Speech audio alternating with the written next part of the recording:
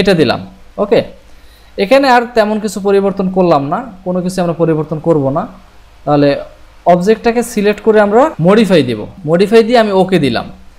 এখন দেখেন প্রথমে আমরা এইখানে একটা কলাম ইনসার্ট করছি, এই কলামটা যেই মেজারমেন্টে ছিল সেই মেজারমেন্টটা কিন্তু এখানে নিয়ে নিছে, ঠিক না? এখানে যখন আমি ইনসার্ট করছি একটা কলাম, তখন কিন্তু সে এই মেজারমেন্টটাই কিন্তু এই কলামটা নিছে। তারপরে কিন্তু আমরা ডাবল ক্লিক করে ঢুকে এটার পরিবর্তন করলাম। এখন আমরা যদি এখানে আরেকটা কলাম ইনসার্ট করি, দেখেন ইনসার্ট করলে তাহলে সেই হিসেবে কি হওয়া উচিত ছিল, এইটার মেজারমেন্ট আবার এইটা হওয়া উচিত ছিল না। এখন আমি যদি ডাবল ক্লিক করি, দেখেন এটা কিন্তু এই মেজারমেন্টটাই নিছে।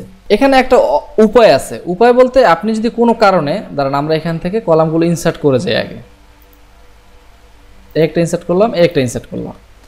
এখন এইটাতে যে ডাবল ক্লিক করলে এটা 79 আছে, কিন্তু আপনি চাচ্ছেন হচ্ছে এই কর্নারের কলামটা আর এই কর্নারের কলামটা, মানে A1 কলামটা আর হচ্ছে A5 কলামটা সেম সাইজে রাখবেন। এখন কি করবেন, এখানে ডাবল ক্লিক করে আপনি কি আবার করবেন, ওই সেম প্রোফাইলটা আবার সিলেক্ট করবেন। দেখা যায় এখান থেকে অনেক কিছুই তো আপনি চেঞ্জ করছেন বা পরিবর্তন করবেন কাজের সাপেক্ষে, ঠিক না?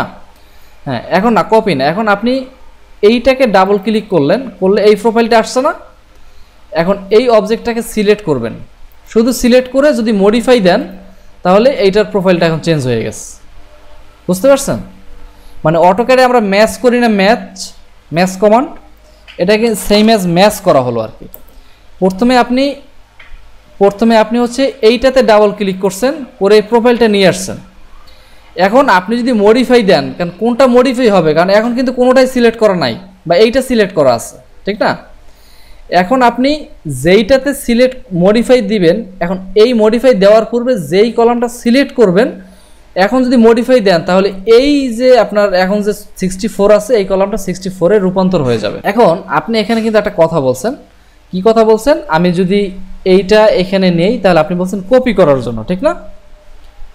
এখন একটা জিনিস মাথায় রাখতে হবে ভাই, এই টেকলার ক্ষেত্রে বা বিশেষ করে ইন্টারন্যাশনাল প্রজেক্টের কিন্তু এখন কিন্তু আমরা ইন্টারন্যাশনাল প্রজেক্ট নিয়ে কাজ করতেছি, যেখানে যে বেসিক রুলসগুলো আছে সেগুলো আমরা কিন্তু ধাপে ধাপে আলোচনা করব।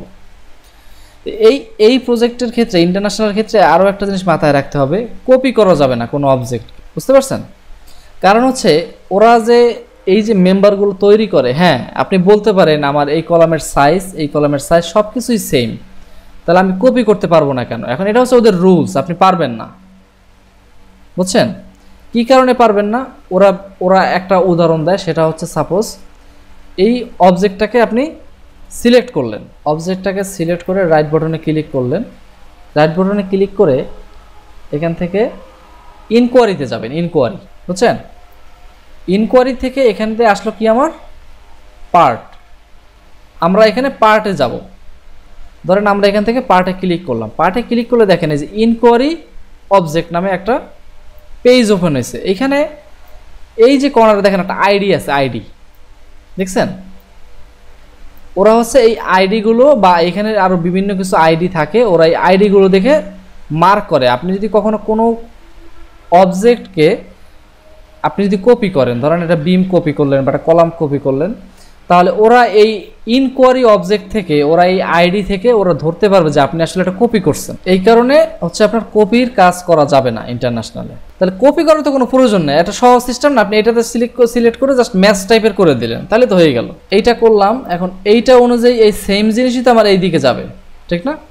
এখন প্ল্যান ভিউ 0 থেকে এখন নিজে প্র্যাকটিস করবেন। আপনি এইভাবে সিলেক্ট করতে পারেন, রাইট বাটনে ক্লিক করতে পারেন, ক্লিক করে যে কপি করা যাবে না, তারপর আমরা এখানে কপি করি, কপি করে এখানে এই পয়েন্টটা ধরলাম, এই পয়েন্টটা ধরে এখান থেকে এখানে নিয়ে আসলাম। ওকে, এখানে আমরা কপি করলাম। নর্মালি এটা হচ্ছে আপনাকে সহজভাবে দেখানোর জন্য কপি করলাম, কিন্তু আপনি যখন নিজে প্র্যাকটিস করবেন কপি করার চেষ্টা করবেন না, ঠিক আছে? যেহেতু আপনি শিখতেছেন, যখন আপনি পারফেক্ট হবেন তখন কোথায় কোন ফাঁক ফোকর থাকে এগুলো আপনি নিজে আস্তে আস্তে বুঝতে পারবেন। এখান থেকে আমরা এখানে কপি করে এই কলাম দুটো কপি করে বসাই দিলাম। এতটুকু তো ক্লিয়ার? এখন দেখেন আমরা কাজ করব হচ্ছে এখানে গ্রিড 0 ভিউতে কাজ করলাম, ঠিক না? প্ল্যান ভিউতে।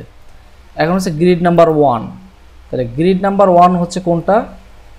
এই যে এইটা, হ্যাঁ এই গ্রিড নাম্বার 1, এই পয়েন্ট থেকে মানে এ থেকে ডি পর্যন্ত, এটা হচ্ছে গ্রিড 1। আর আমরা আরেকটা কাজ করব হচ্ছে ডি গ্রিডে। তাহলে এখান থেকে ডি গ্রিডটা নাই, আমার এখানে 3D ভিউটা থাকুক, এটা আমরা কাটবো না। আচ্ছা, আপনারে যেটা দেখাইলাম, হ্যাঁ, এটা হচ্ছে এইভাবে আরো দুইটা কলাম ইনসার্ট করে দিই আপনাকে। এগুলো তো আপনি রেকর্ড করতেছেন না? আচ্ছা, এখানে হচ্ছে আরেকটা কলাম আমরা ইনসার্ট করি, এই পয়েন্টে ইনসার্ট করলাম। ইনসার্ট করে এটাতে ডাবল ক্লিক করে আমরা এটাকে হচ্ছে ইয়া দিব,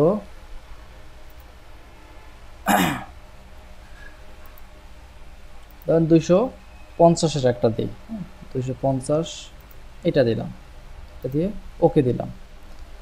ওকে দিয়ে এখানে যা আছে অ্যাজ ইউজুয়াল তা থাকুক। অবজেক্ট সিলেক্ট করে মডিফাই দিলাম।